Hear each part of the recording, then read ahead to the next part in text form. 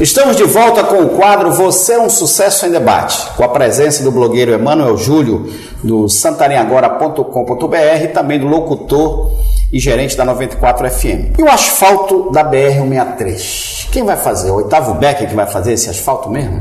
Não, são 12 empresas, né?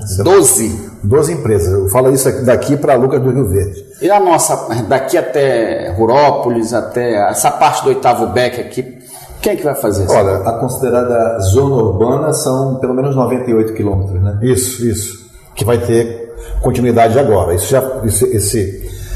O que se sabe é que esse asfaltamento esperou o inverno cumprir a sua etapa, né? Agora que chegou o verão, o dinheiro já está na conta para que o complemento seja realizado.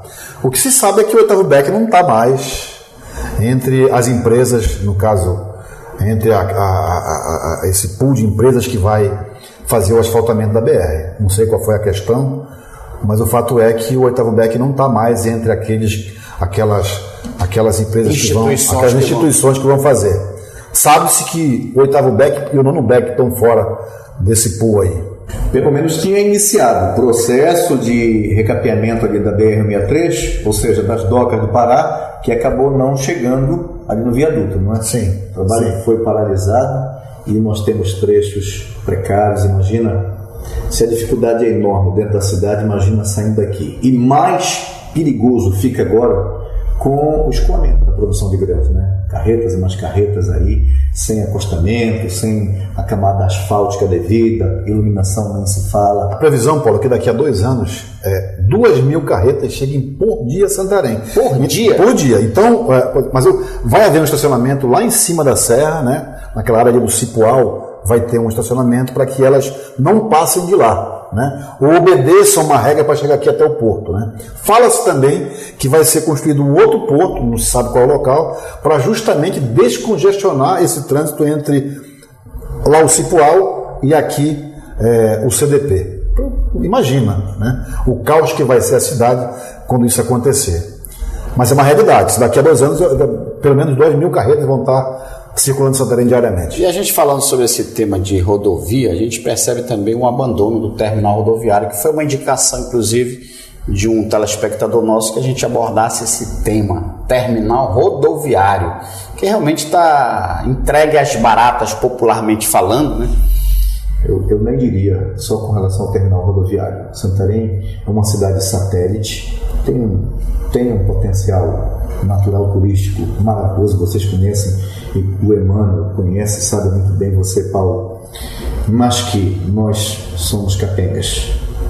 Nós precisamos urgentemente não só de um terminal rodoviário, de um aeroporto que possa, de qualidade, né? Que possa realmente receber confortavelmente, se não confortavelmente, pelo menos decentemente, os usuários, os passageiros, né?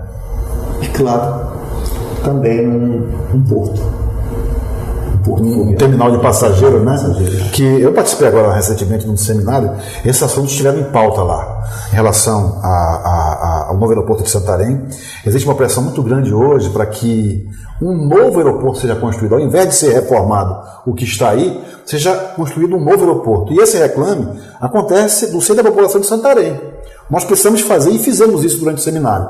O outro, em relação ao terminal de cargas e passageiros, que deve passar para a área da Tecejuta, e é fundamental que isso aconteça o mais rápido possível, porque já é vergonhoso há muito tempo para a nossa população, que no oeste do Pará, Monte Alegre tem uma estrutura bem melhor que a nossa, Oriximiná tem uma estrutura bem menor que a nossa, é vergonhoso isso, Santarém sendo um polo, né, uma porta de entrada para a economia do oeste do Pará, para o turismo do oeste do Pará, é uma vergonha para nós. Você falou sobre o aeroporto, a iluminação da Fernando Guilhom também é precária, né? Terrível, né, Nelson? Que situação precária, perigosa aquela via de acesso ao aeroporto. É comum as pessoas postarem isso no Facebook, né? Aquele pontinho de luz. E é curioso isso. Portão de entrada. A impressão que se tem é a pior. O turista chega 3 horas da manhã no voo, né? Aquela escuridão dentro de um táxi sozinho. É terrível aquilo. Nós temos que fazer pressão, sei lá, se a CELPA, se a prefeitura, mas alguém tem que se responsabilizar por essa iluminação do aeroporto, porque é o seguinte, eu não digo nem de nós que somos daqui, eu falo de quem está chegando a Santarém, especialmente pela primeira vez. E que a maioria dos voos chegam de madrugada, de noite, né? Se dão à noite, madrugada, né? Verdade. Mas é um problema, Paulo e Emmanuel, que evidentemente que ninguém está aqui para condenar, para crucificar ninguém. Estamos reivindicando porque o que vai acontecer, a gente espera que seja para o bem de todos, para melhorar a nossa cidade. Eu digo sempre, gente, eu não tenho partido, meu partido é a minha cidade, essa cidade é fantástica, tem uma orla maravilhosa, é sensacional. Então, poucas cidades têm esse privilégio como nós, santarenos, temos dos majestosos rios, Tapajós e Amazonas à frente, as praias, esse potencial. Aí você falava do terminal rodoviário, porque também nós temos esse acesso e com um grande fluxo para uma superprodução de grãos, não só da nossa região, mas também que certamente vão estar vindo de outros estados, no caso Mato Grosso, e a questão do nosso aeroporto, que encaixa tudo isso como sendo uma cidade satélite entre Manaus, entre Belém.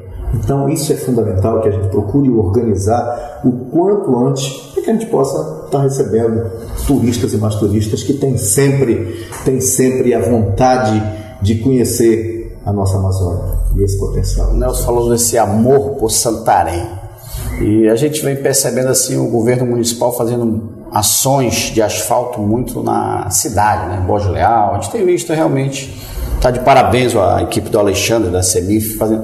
Agora, também um telespectador perguntou, para que a gente colocasse no debate, e a periferia? É uma situação que tem que ser pensada bastante. Agora, nós temos que melhorar a condição do asfalto que já existe, né? Na Moaçara, por exemplo, aquele asfalto colocado lá na época do governo do Lira Maia, próximo ali a Curuaúna, a situação está deplorável. Não, e aquele outro também que foi do Lira Maia ali, Dom Frederico Costa, acabou, né? Verdade. E são vias importantes para desafogar o centro da cidade. Nós temos que pensar nessa melhoria, porque é o seguinte, o governo está começando agora, tem apenas 6 meses.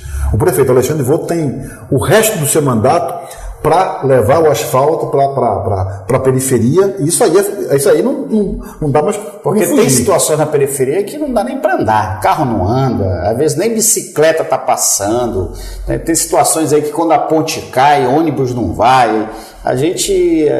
A Santarém cresceu muito. Outro dia eu estive andando na Curuaúna, né, próximo do Mararu, entrei nisso, tem uns bairros que cresceram muito.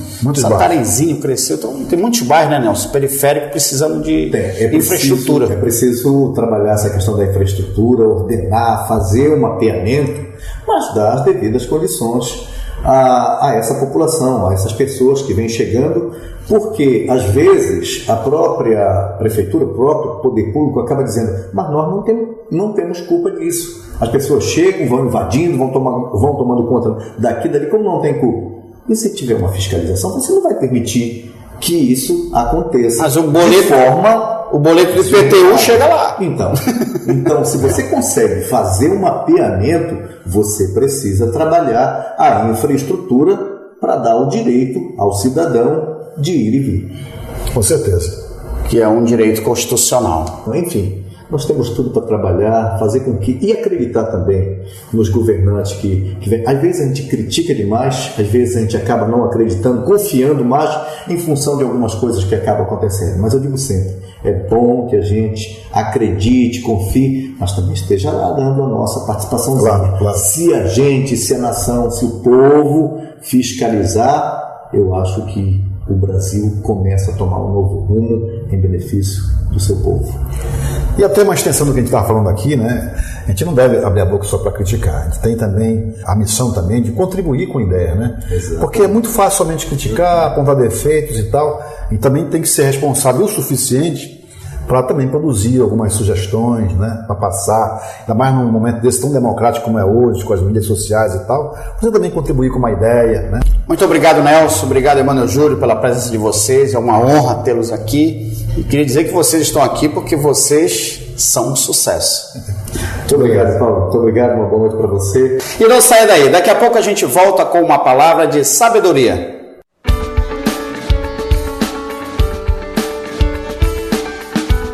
Provérbios capítulo 18, versículo 2.